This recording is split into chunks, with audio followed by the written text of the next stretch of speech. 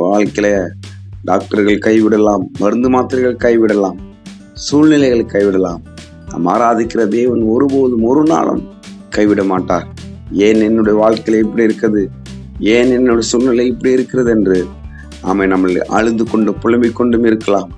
ஆனால் மரித்தோர் எழுப்புகிற தேவன் இந்த காலை வேளை சொல்கிறார், நம்மளுடைய வாழ்க்கையில எந்தெந்த பகுதியில மரித்து போயிருக்கிறதோ அதெல்லாம் உயிர்ப்பிக்கிற தேவனாக இருக்கிறார். அல்லேலூயா, அல்லேலூயா. யோபனுடைய வாழ்க்கையில பாருங்க, 10 பிள்ளைகள் ஒரே நாள இறந்துட்டாங்க. தோட்டத்துறவெல்லாம் அழிந்து விட்டது, சொத்துக்கள்லாம் அழிந்து விட்டது, சரீரத்துல வியாதி வந்து விட்டது. மனைவி சொல்றார், தேவனை தூஷித்து ஜீவனை விடு என்று சொல்கிறார்.